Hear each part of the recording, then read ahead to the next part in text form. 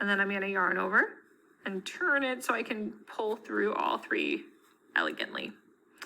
Right, and we're going to keep going. So yarn over, we're going to go into the next hole, right? Make sure when you're in that stitch that you got both loops on the hook. You're going to yarn over, pull through, right? We've attached to our next stitch. We're going to yarn over and pull through all 3. So this is generally how I hold it. You might find that it's easier to kind of pull it over, but I kind of like using this finger to hold tension, and then I'm able to just go through, and it's a little bit easier for me this way. But if you're a newcomer to crocheting, I find it's easier to kind of hold it like this, yarn over, go into my next stitch, yarn over, pull through, yarn over, hold down here, and pull through all 3. So it just depends on, you know, your experience, your comfort level, all those things. So we're going to keep going. This is really easy. It's basically just half double crocheting all the way along. Right, so yarn over into the next stitch. Make sure you should see 2 loops on your hook. You want to get that whole V, yarn over, pull through, 3 loops on the hook, yarn over, pull through all 3. Yarn over into the next stitch, making sure you get both of those loops, yarn over, pull through, yarn over, all 3. So you can now kind of see our second row compared to our first row, right? You can kind of easily see that visual. So what we're going to be doing is the total number of rows that I did in my sample piece. I did 6 total rows. So you're going to want to do 6 total rows going back and forth. So what I'll do is I'll finish this row and remind you how to do the turn. But then from there, you're basically just doing the same thing over and over, right? So yarn over into the next stitch, yarn over, pull through, yarn over, and pull through all 3. So remember, that's called a half double crochet. Into the next stitch, yarn over, pull through, yarn over, pull through all 3. If you're interested in other crochet stitches, I can share with you guys some video links that kind of show you the different crochet stitches. Basically, they just show different heights. So a half double crochet is taller than a single, but it's shorter than a double. So, you know, just kind of entertaining vocabulary. There's a double crochet and a treble, or I call it a triple crochet.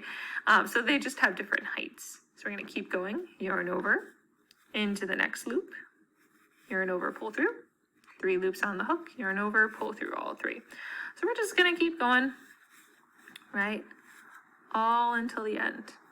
Yarn over into the next stitch, yarn over, pull through, 3 loops on the hook, yarn over, pull through all 3 loops. So yarn over, next stitch, yarn over, pull through, 3 loops on the hook. Right. Feel free if you are, you know, feeling like this is easy, you don't have to watch this. This is just if you kind of want to see me doing it a little bit, if that helps you kind of get your understanding of the stitch better. Okay, so I'm nearing the end of my row. Now remember, I like using this little stitch marker just to remind me of the last stitch, because I found when I was a new crocheter, I often would miss that, and my work, instead of, for instance, instead of looking like this, having a nice rectangle, what I found was that my ends started kind of turning in. They got shorter and shorter, so it ended up not being very straight. But you can use a stitch marker, you can use a paper clip. That's just if you're worried. Otherwise, you can always count your row and make sure that you've got 20 total stitches, because that's how many stitches were on our first row. So we just want to make sure we've got the same amount of stitches as we keep going. Okay. Oops, sorry. So yarn over into the next stitch, yarn over, pull through, 3 loops, pull through all 3. And then I'm going to go into my last one. Yarn over. Now this one's kind of hard to see. You can see the 2 loops that I want to go through to capture both of those loops. And then you're going to yarn over, pull through, 3 loops on the hook, yarn over, pull through all 3.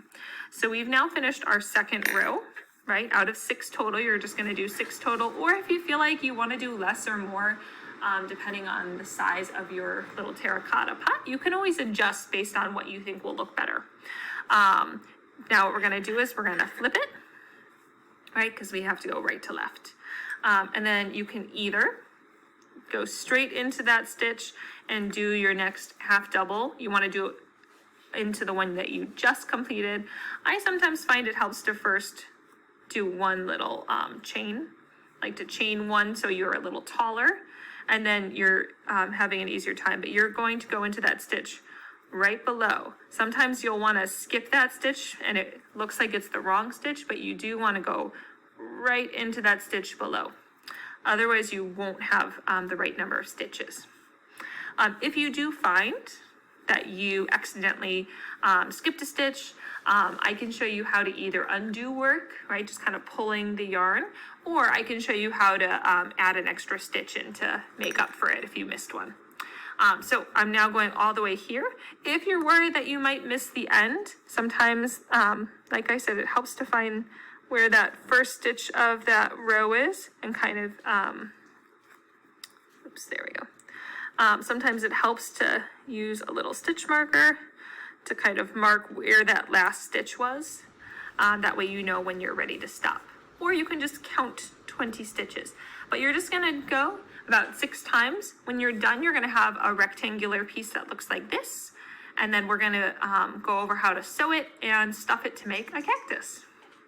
So once you're done with your 6 rows, or if you wanna make more or less than 6 and you think you're good, once you're ready to go ahead and sew and stuff your cactus, go ahead and unpause the video.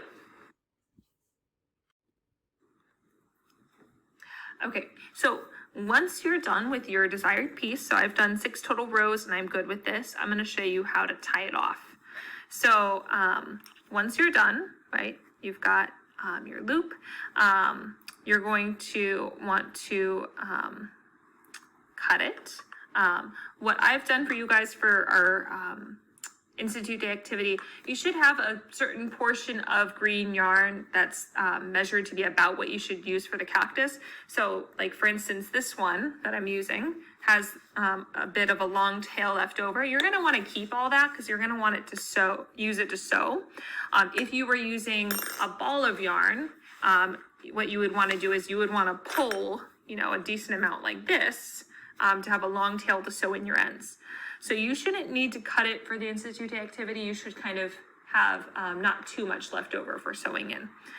So to tie off, what you're gonna do is you're gonna yarn over and you're gonna pull it through, and then you're just gonna pull that through. Notice what you'll do is create a little knot because you're kind of going right through that loop, and you're gonna pull it tight. If you wanna be super secure, you can also, you know, create an extra knot, but this is